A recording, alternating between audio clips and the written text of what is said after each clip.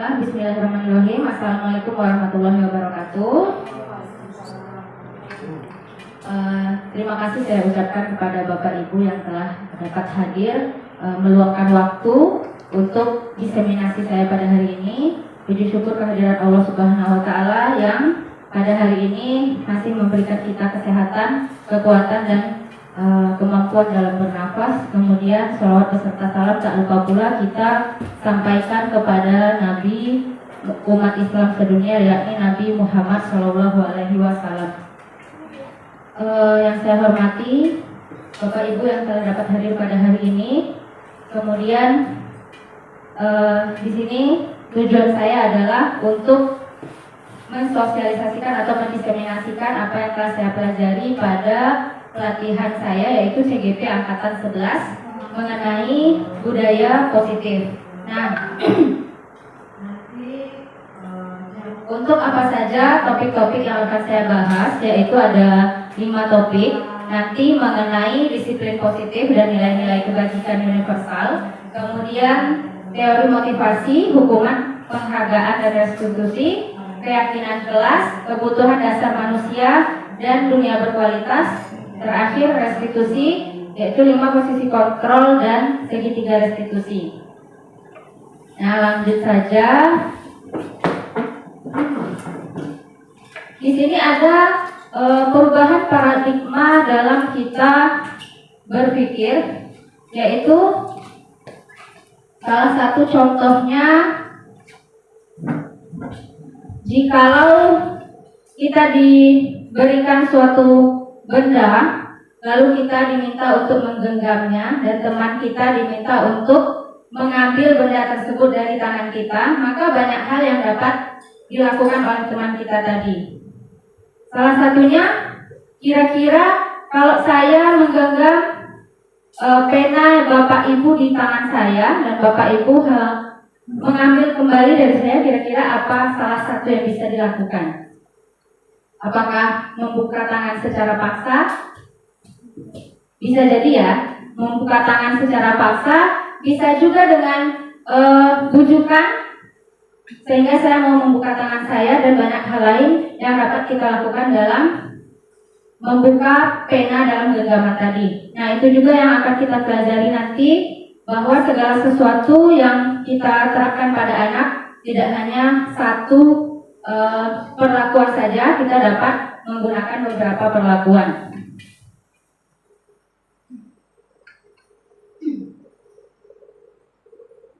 Di sini ada perubahan paradigma yang mana awalnya adalah kita mengatakan bahwa guru mengontrol murid, kemudian ilusi bahwa kritik dan membuat orang merasa bersalah dapat menguatkan karakter, ilusi bahwa semua penguatan positif efektif dapat bermanfaat, dan orang dewasa memiliki hak untuk memaksa.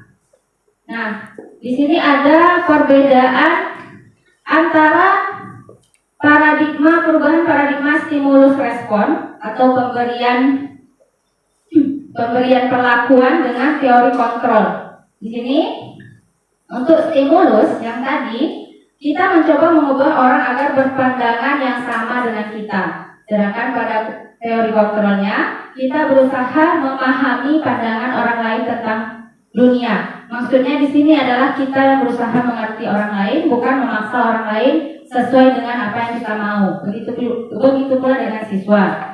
Selanjutnya, perilaku buruk dilihat sebagai suatu kesalahan kalau dalam paradigma stimulus respon. Tapi dalam teori kontrol, itu semua perilaku memiliki tujuan. Seperti anak misalnya meminta perhatian kita, pasti ada tujuan dia melakukan hal tersebut. Kemudian orang lain bisa mengontrol saya dalam stimulus respon. Kita beranggapan bahwa kita dapat mengontrol orang lain, tetapi dalam teori kontrolnya adalah hanya diri sendiri yang mampu mengontrol diri kita, yang kita sebut biasanya motivasi intrinsik atau berasal dari diri sendiri. Kemudian ada pertanyaan bahwa bagaimana seseorang bisa merubah dari paradigma stimulus respon kepada pendekatan teori kontrol.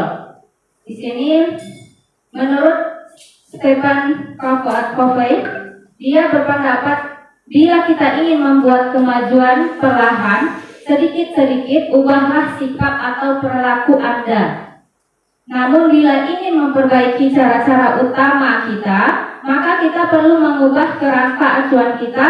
Ubahlah bagaimana kita melihat dunia, bagaimana kita berpikir tentang manusia, dan ubahlah paradigma kita mengenai skema pemahaman dan penjelasan aspek-aspek tertentu tentang realitas. Maksudnya adalah acuan kita yang biasanya bahwa kita mampu mengontrol siswa, saat ini acuannya dipindahkan ke teori kontrol bahwa siswalah yang bisa mengubah dirinya sendiri. Kita bertugas membantu untuk mengarahkannya. Nah, masuk pada teori yang topik yang pertama, yaitu disiplin positif dan nilai-nilai kebajikan universal. Di sini sebelum itu mungkin saya mohon izin duduk ya Bapak Ibu.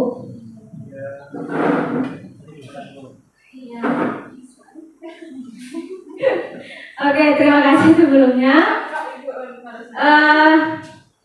Nilai-nilai kebajikan universal yaitu nilai-nilai kebajikan yang sifatnya positif. Setiap manusia itu memiliki sifat positif, merupakan tujuan yang mulia ingin dicapai setiap individu. Nah, nilai tersebut bersifat universal dan lintas bahasa. Maksudnya adalah nilai-nilai ini berbeda-beda setiap suku bangsanya, agama maupun latar belakangnya.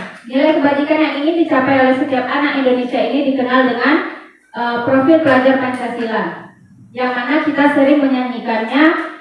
Pelajar Pancasila beriman dan bertakwa pada Tuhan yang Esa dan berakhlak mulia, berkebinekaan global, gotong royong mandiri, kreatif dan bernalar kritis. Nah, ada 6 yang dicanangkan pemerintah dalam pembelajaran yang diterapkan di sekolah saat ini. Kemudian sebagai pendidik, tujuan kita adalah menciptakan anak-anak yang memiliki disiplin diri sehingga mereka bisa berperilaku dengan mengacu pada nilai-nilai kebajikan universal dan memiliki motivasi intrinsik bukan ekstrinsik. Maksudnya adalah dia mau berubah karena dia sendiri, bukan atas paksaan atau karena orang lain. Kemudian kita masuk pada teori motivasi, hukuman, penghargaan, dan restitusi. Nah, di dalam teori motivasi dan perilaku manusia itu ada perilaku siswa yang dibagi menjadi 3. Dia melakukan sesuatu untuk menghindari atau ketidaknyamanan atau hukuman. Contohnya, ada anak yang datang tepat waktu, masuk kelas itu tepat waktu, tetapi jika ditanya kenapa, alasannya adalah dia tidak ingin terkena hukuman. Kalau dia terlambat maka akan dihukum. Maka alasannya datang disiplin atau tepat waktu adalah karena tidak nyaman dengan hukuman. Ini disebut dengan motivasi eksternal. Kemudian yang kedua, untuk mendapatkan imbalan dari orang lain atau institusi. Contohnya, siswa aktif dalam pembelajaran karena ada iming-iming, nanti akan ada imbalan dari gurunya. Nah, ini juga disebut sebagai motivasi eksternal. Kekurangannya apa? Jikalau tidak ada iming-iming imbalannya atau rewardnya, dia akan menurun semangatnya. Kemudian yang ketiga, ini yang paling kita inginkan adalah untuk menghargai diri sendiri.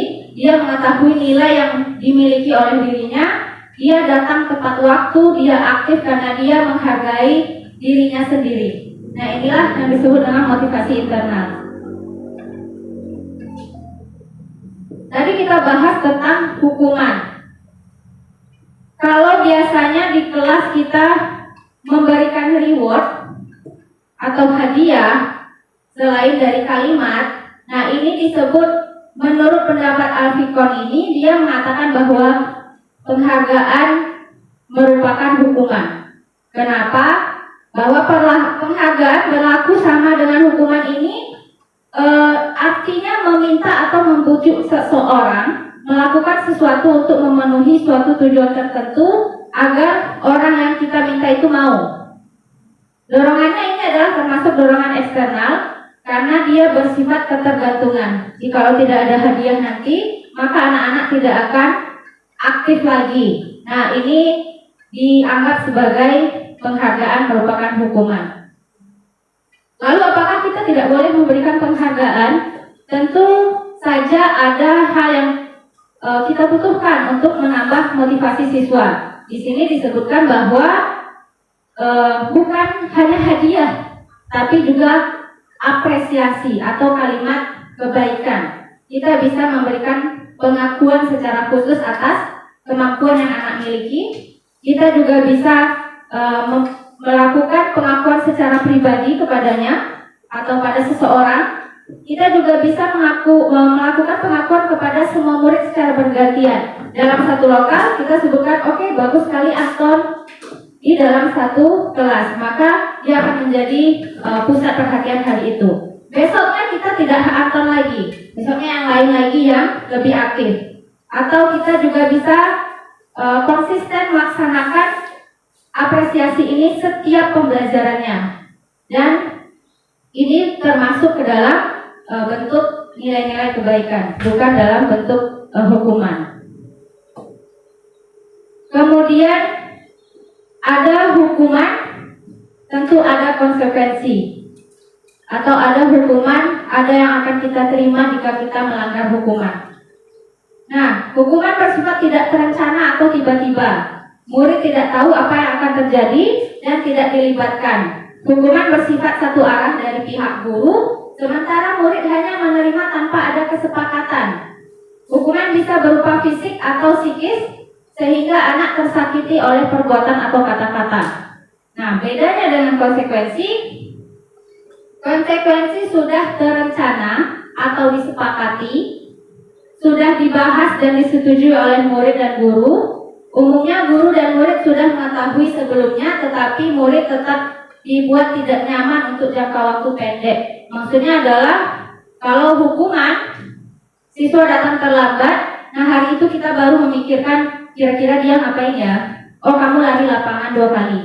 Oh, kamu ambil sampah di lapangan. Oh, kamu cuci kamar mandi, bersihkan kamar mandi. Nah, itu adalah hukuman karena siswa tidak tahu apa yang akan ia terima pada saat ia melanggar. Tapi kalau konsekuensi, ini kita sudah tetapkan. Misalnya, jika Ananda tidak membuat PR, maka konsekuensinya adalah Ananda harus siapkan PR itu di kelas ini saat jam pelajaran, saat jam istirahat.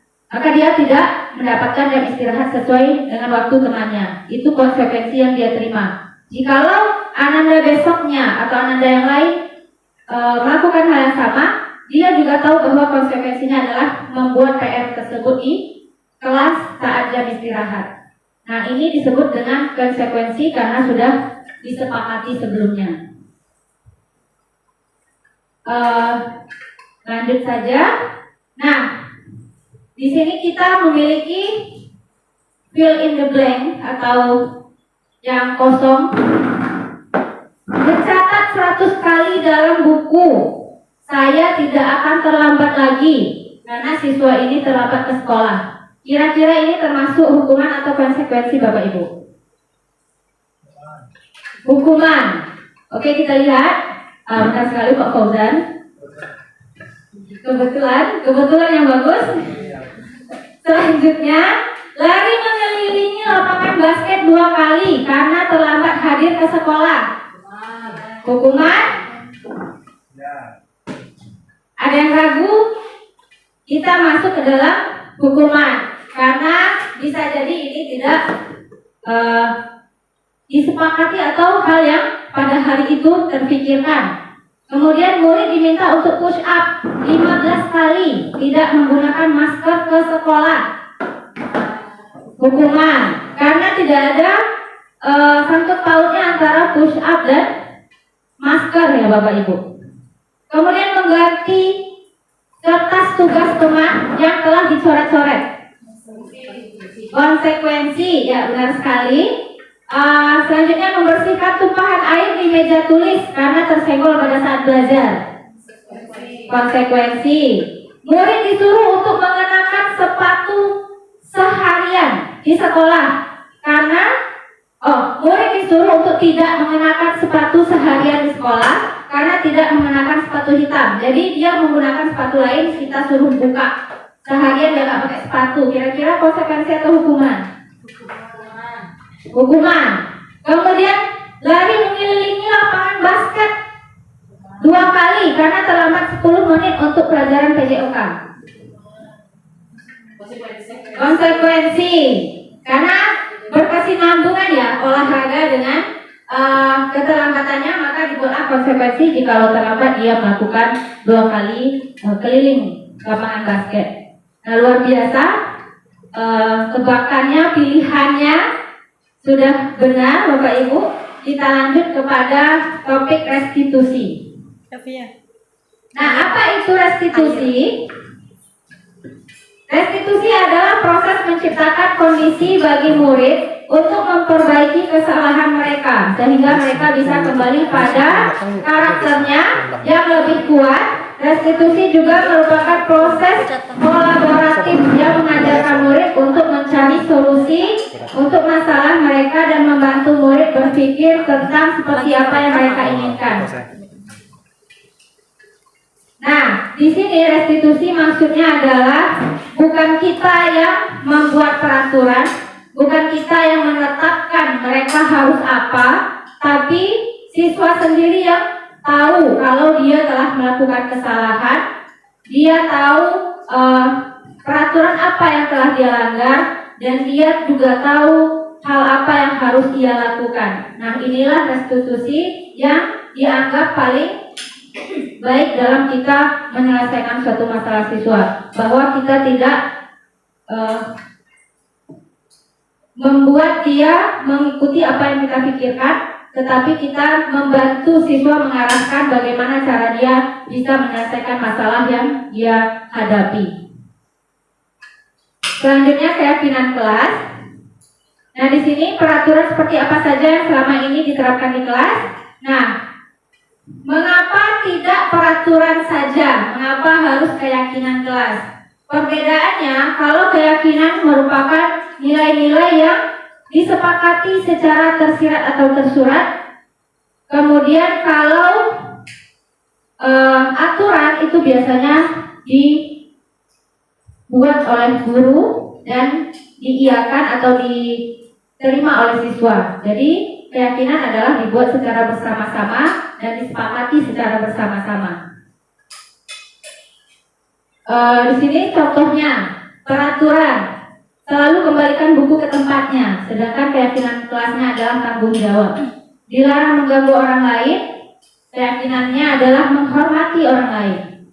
Peraturannya hadir di sekolah 15 menit sebelum pembelajaran dimulai. Keyakinannya menghormati orang lain dan berkomitmen. Dilarang melakukan kekerasan, keyakinannya keselamatan dan menghormati orang lain.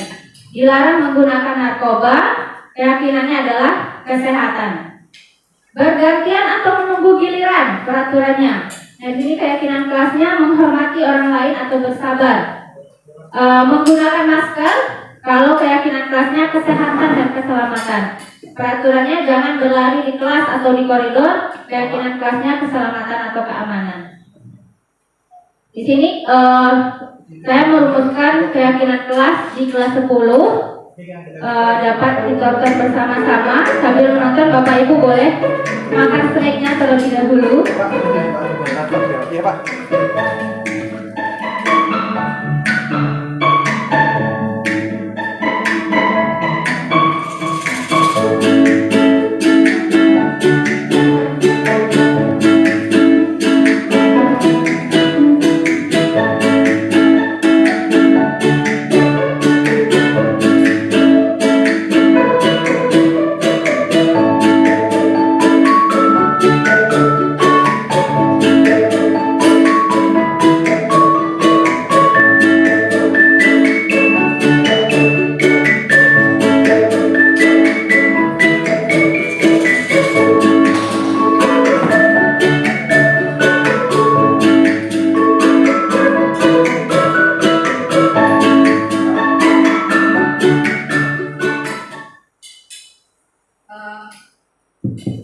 Baiklah Bapak Ibu, Di keyakinan kelas tadi yang saya lakukan adalah yang pertama menerima semua pendapat dari siswa-siswi yang ada di kelas 10 Teknik Kimia Industri 2. Anak-anak menuliskan apa yang menurut mereka nyaman selama berada di kelas, baik itu kalimat positif ataupun kalimat yang negatif. Salah satunya kalimat negatifnya adalah kalau katanya boleh tidur di kelas. Nah, atau boleh makan di kelas. Nah, seperti itu, kalimat-kalimat yang seperti itu dituliskan semua ananda di papan tulis. Kemudian tahap keduanya adalah memfilter. Saya dan anak-anak membaca kembali dan menceklis mana yang kalimat positif, mana yang memang bisa diterapkan bersama-sama di kelas yang disetujui oleh guru dan disetujui oleh siswa. Untuk pemberian penguatan atas boleh makan di kelas atau tidak tadi, saya bilang kepada siswa boleh asalkan semuanya mendapatkan makanan yang sama. Jadi kalau kamu makan permen maka kasih semuanya permen. Jadi kita adil, sama guru-gurunya juga dapat, saya bilang begitu. Tapi itu tidak masuk dalam kesepakatan kelas kami akhirnya. Di sini setelah diceklis mana yang disepakati bersama, maka diambillah keyakinan kelasnya, yaitu melaksanakan kewajiban tiket, disiplin waktu dan disiplin berpakaian, saling menghargai dan menggunakan bahasa yang sopan, membiasakan kata tolong dan terima kasih, antusias dalam mengikuti kegiatan kelas, dan bahagia. Nah, itu kesepakatan kelas yang telah saya laksanakan sebelumnya. Kemudian ada masuk ke topik berikutnya, yaitu 5 kebutuhan dasar manusia. Ada 5 kebutuhan dasar manusia. Yang pertama yaitu cinta kasih atau ingin diterima. Sikap seseorang itu didasarkan oleh kebutuhannya, yaitu cinta kasih dan diterima. Kemudian penguasaan, kemudian kesenangan, kemudian kebebasan dan bertahan hidup.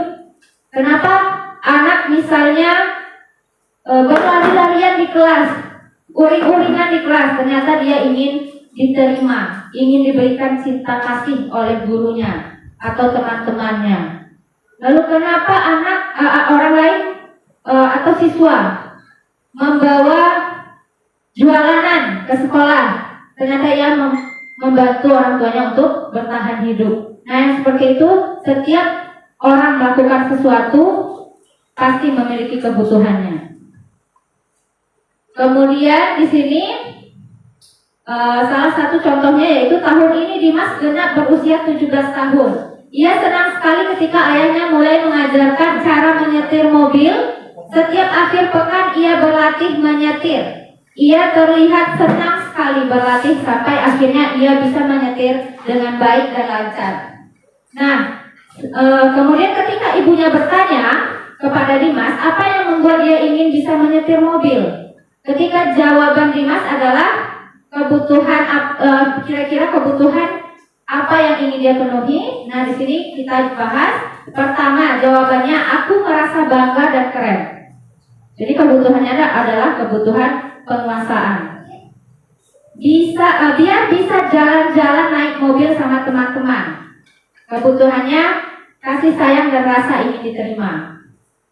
Kemudian jawaban yang ketiga, aku senang bisa pergi ke tempat-tempat yang aku suka. Kebutuhan dasar manusianya adalah kebebasan. Yang keempat, menyetir mobil itu seru. Kebutuhannya masuk kepada kesenangan.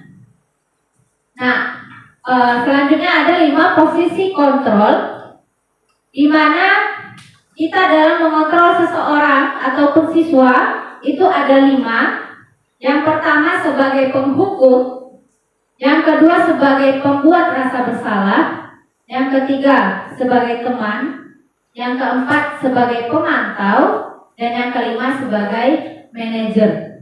Nah, di sini apa yang disebut sebagai 5 posisi kontrol ini kita bahas. Sebagai penghukum, seseorang bisa menggunakan hukuman fisik maupun verbal. Orang-orang yang menjalankan posisi ini mengatakan bahwa sekolah memerlukan sistem atau alat yang dapat lebih menekan murid-murid lebih dalam lagi. Jadi kita kalau anak tidak mau ya kita kasihkan hukuman langsung agar dia mau. Nah ini adalah posisi penghukum. Guru-guru yang menetapkan atau menerapkan posisi penghukum ini sering berkata seperti berikut. Contohnya, patuhi aturan saya atau awas. Nah ini adalah kalimat penghukum. Kamu selalu saja salah. Kita memberikan judge terlebih dahulu kepada siswa. Kemudian selalu, pasti selalu yang terakhir selesai. Padahal kita tidak tahu usaha apa yang telah ia lakukan, tetapi kita menggunakan kalimat tersebut. Nah ini disebut sebagai kalimat penghukum. Guru seperti ini senantiasa percaya hanya ada satu cara agar pembelajaran bisa berhasil, yaitu cara guru itu, yaitu sebagai penghukum. Yang kedua, posisi kontrolnya adalah dalam mengontrol siswa itu membuat merasa bersalah. Pada posisi ini guru akan bersuara lebih lembut.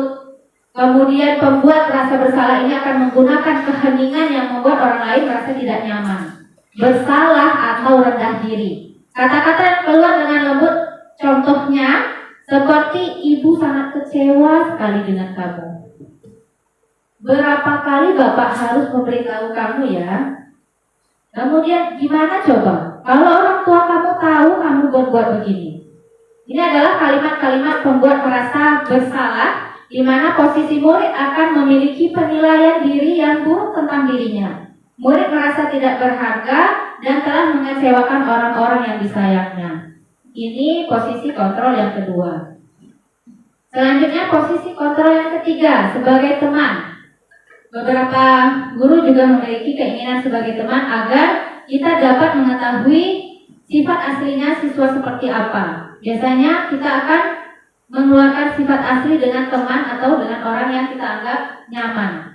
Di sini, guru pada posisi ini tidak akan menyakiti murid, namun akan tetap berupaya mengontrol murid sesuai dengan melalui kalimat persuasi atau kalimat ajakan.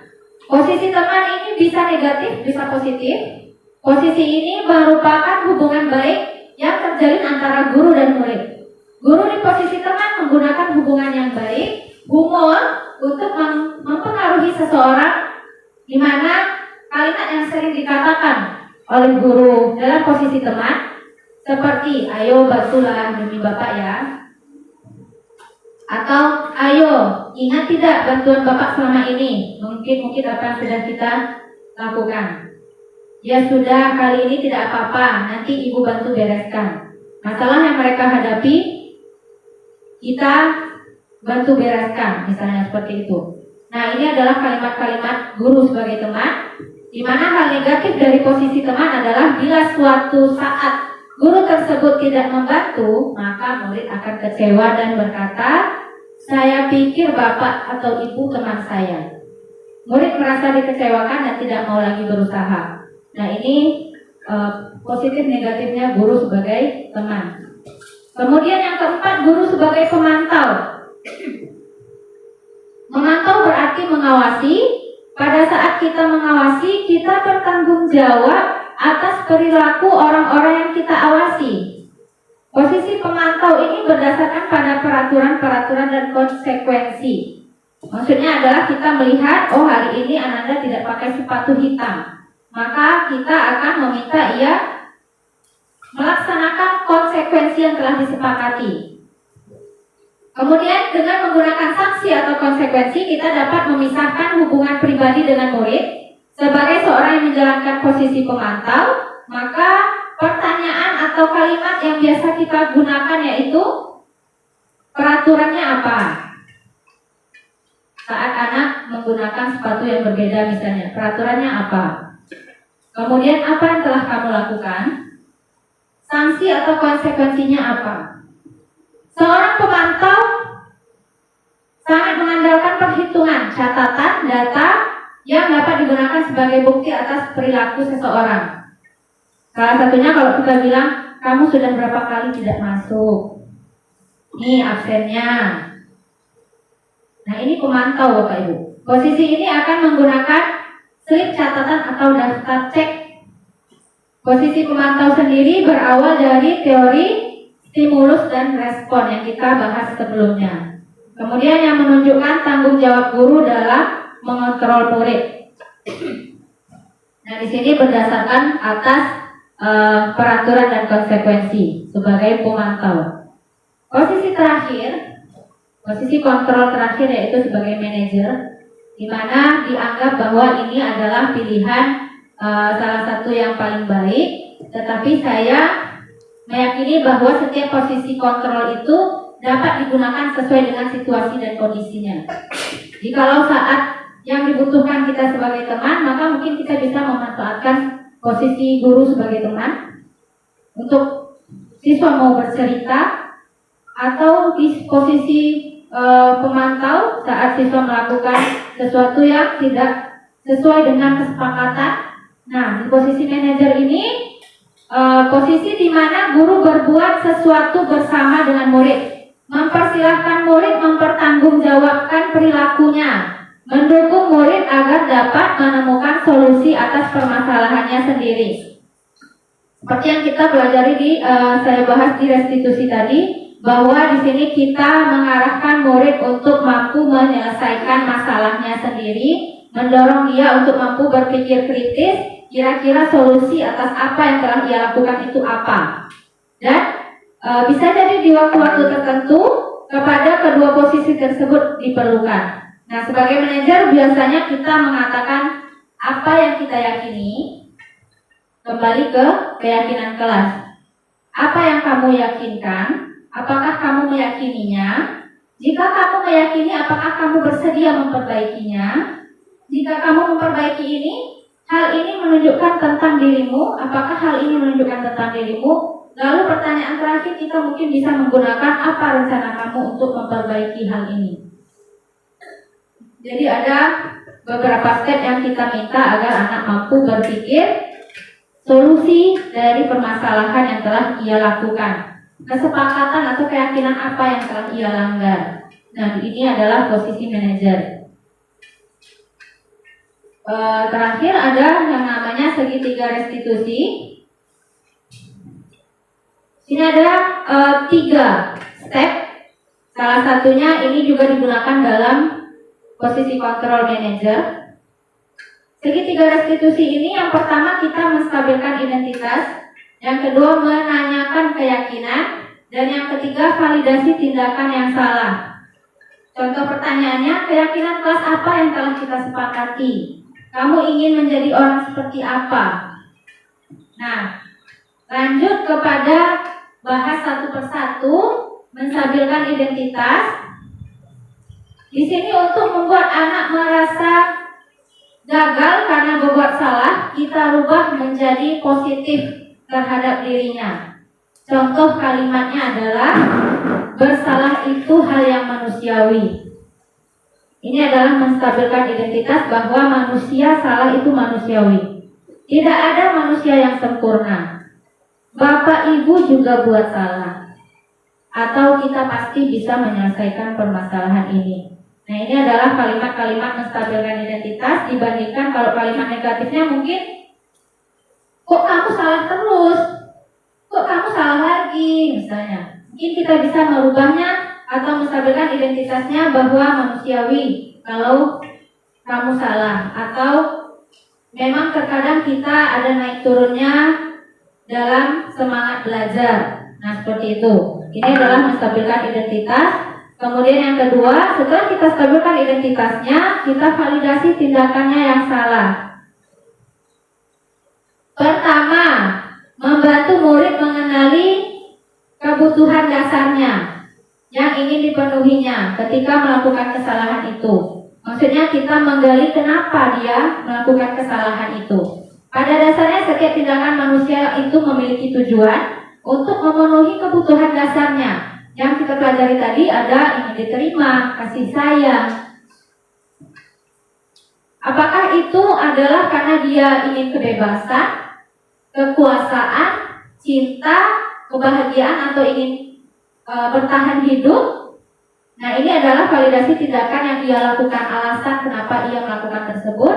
Dengan kalimat yang bisa kita gunakan salah satunya, kamu bisa saja kan melakukan hal yang lebih buruk, tapi kamu tidak melakukannya kan?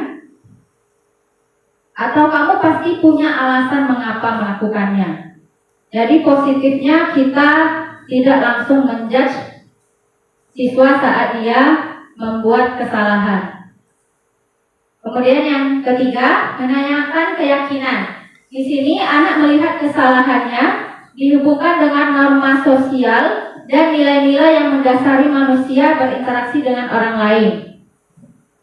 Maksudnya adalah keyakinan ia setelah melakukan kesalahan itu, kita mendorong anak ini atau siswa ini mencari solusi yang terbaik yang bisa ia lakukan. Salah satu contohnya, apa nilai yang kita percaya di sekolah kita atau di kelas kita? Kemudian nilai-nilai universal apa yang telah kita sepakati? Kelas yang ideal itu seperti apa sih? Atau kamu ingin jadi anak yang seperti apa? Nah, ini adalah menanyakan akan keyakinan kelas. Nah, di sini Bapak Ibu saya juga ingin berbagi praktik segitiga restitusi dalam menyelesaikan masalah.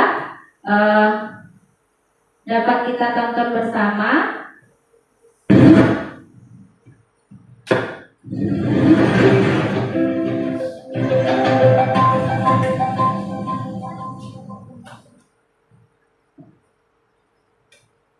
Ada dua kasus yang dilaksanakan dalam penerapan segitiga restitusi saya.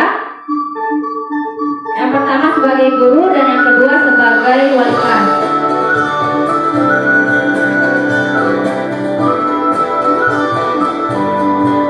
Untuk Bapak Ibu yang seringnya masih ada boleh dimakan. Kalau tidak ada, minum saja Bapak Ibu.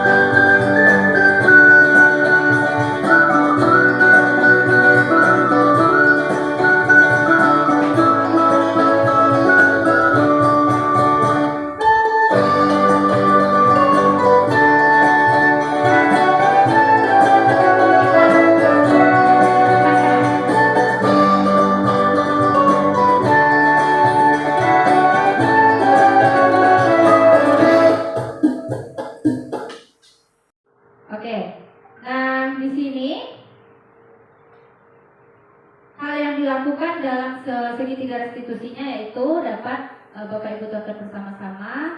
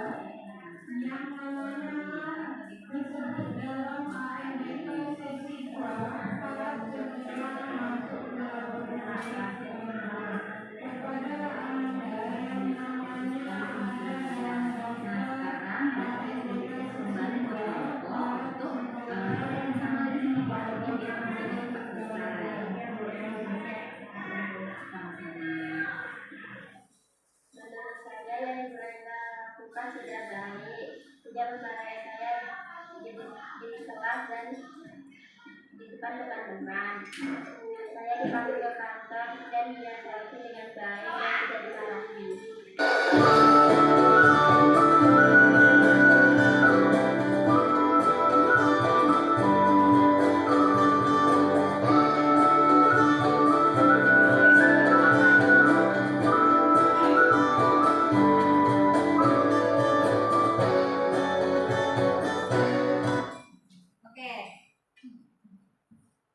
Untuk kasus yang kedua, tadi kasus yang pertama Bapak Ibu, itu saya selaku fasilitator P5. Yang dilakukan sesuai dengan restitusi tadi, menstabilkan identitas, kemudian memvalidasi kesalahan, dan menanyakan keyakinannya, atau mencarikan solusinya yang diarahkan siswa mampu menjawab solusi yang terbaik yang bisa ia lakukan. Kasus yang kedua, hari Senin, Ibu Lela tidak bisa ke sekolah dikarenakan sakit. Pada hari berikutnya, Ibu Lela mendapatkan informasi dari guru bahasa Inggris bahwa ada siswa di kelas yang tidak bersemangat dalam belajar. Miss Wit mengatakan bahwa ia sudah mencoba memberikan kesempatan kepada Lucy, jadi siswanya namanya Lucy, untuk bertanya jika ada yang tidak dimengerti. Namun Lucy terlihat diam tanpa penjelasan. Selaku wali kelas, Miss Wit meminta bantuan Bu Laila untuk menanyakan masalah yang dihadapi Lucy dalam belajar bahasa Inggris. Miss Wit berharap dapat mengetahui kendala yang dihadapi Lucy agar dapat memberikan perlakuan yang sesuai dengan kebutuhan Lucy dalam belajar bahasa Inggris. Nah, mendengar berita ini, Bu Laila memanggil Lucy. Perlakuan yang diberikan yaitu dapat kita tonton bersama.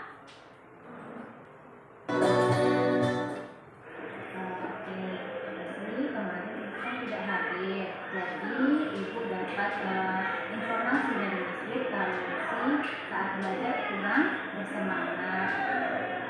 Ibu paham, sekarang kita punya mood yang naik turun saat belajar. Kita juga ada suka dan kurang suka dalam belajar. Tapi ibu tanya dulu, alasan Lucy kenapa bisa tidak bersemangat kemarin? Kalau dulu sudah SMP juga nggak suka sama berarti Lucy merasa bahasa Inggris sedikit sulit. Apakah Lucy sudah pernah ceritakan sama Lucy sebelumnya? Belum pernah. Lucy mau sama teman-teman. Menurut Lucy, kalau Lucy tidak kasih tahu Miss Wit bisa mengerti tidak dengan kendala Lucy? Tidak mengerti. Oke, Lucy kalau bercerita sama guru atau bertanya sama guru, kalau kita mau di kelas, tidak harus di kelas, boleh di luar kelas, boleh di kantor saat jam istirahat. Nah, menurut Lucy, agar Miss tahu dengan masalah Lucy apa yang harus Lucy lakukan. Dia Lucy punya biar Lucy tanyakan masalah Lucy. Berarti baik sekali ya. Nah, kita tanya Lucy mau kan punya bisa bahasa Inggris? Ya, itu berarti Lucy punya solusi terbaik untuk kendala Lucy. Oke, sekarang Lucy mulai beranikan diri. Kalau ada yang tidak mengerti, tidak tahu saat jam pelajaran, tanya sama gurunya. Pasti gurunya tidak akan marah. Atau Lucy boleh menceritakan sama ibu selaku kelas.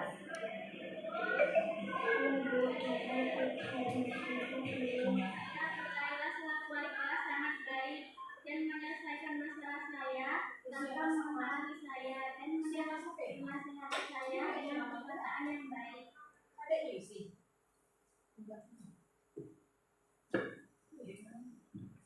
Oke, baiklah, terima kasih Bapak Ibu.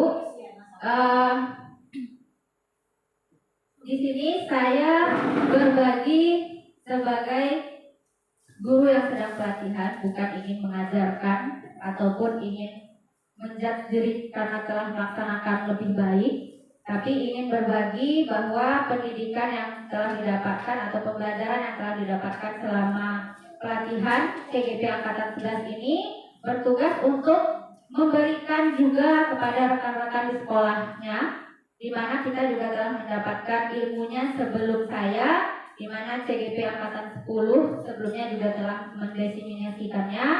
Kemudian saya berharap yang saya diseminasikan pada hari ini dapat lebih memperkuat pengetahuan kita atau bahkan pengalaman kita atau nantinya akan kita aplikasikan secara terus-menerus dalam pelaksanaan pembelajaran kita, bahwa benar yang dikatakan menuntut ilmu itu sampai ke liang lahat katanya Bapak Ibu, bahwa kita sebagai guru pun tidak hanya sebagai mendidik siswa, tapi kita juga diharapkan mampu mendidik diri sendiri dengan melaksanakan pelatihan atau menambah kompetensi diri. Mungkin Bapak Ibu itu saja yang dapat saya sampaikan pada hari ini. Terima kasih atas waktunya. Semoga dapat bermanfaat yang dapat saya sampaikan. Saya mohon maaf jika ada kata atau kalimat yang salah. Saya ucapkan terima kasih. Akhir kata, Assalamualaikum warahmatullahi wabarakatuh.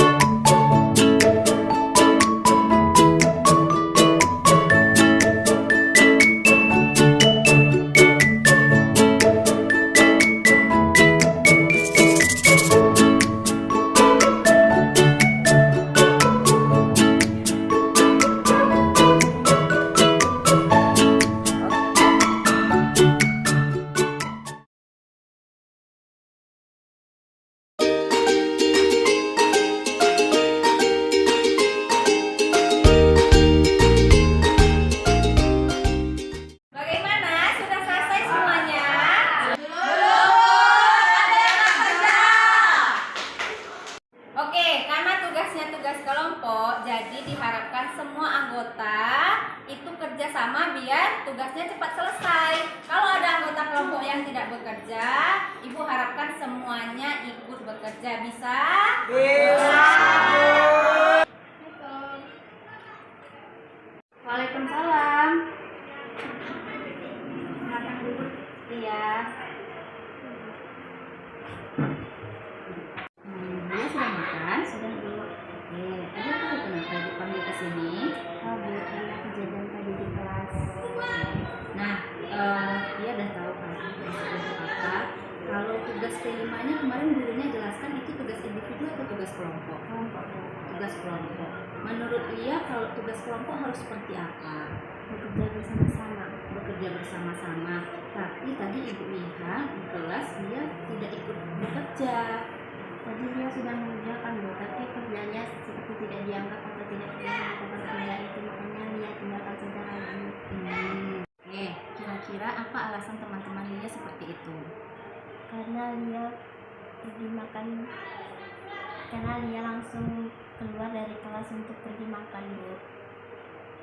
Lia tidak ada kasih tahu teman-temannya? Tidak, Bu, karena mereka terlihat sibuk. Oke, berarti terlihat ada kesalahpahaman antara Lia dan teman-teman. Menurut Lia, bagaimana cara Lia bisa memperbaiki keadaan ini? Seharusnya saya menjelaskan kepada mereka kalau Lia lapar dan setelah makan Lia akan mengerjakan pekerjaannya lagi. Bagus sekali pemikiran Lia. Nah, sekarang berarti Lia sudah bisa kembali ke kelompok untuk bekerja sama lagi sama kelompoknya biar pekerjaannya cepat selesai. Ya, Bu, terima kasih atas sarannya, Bu. Sama-sama.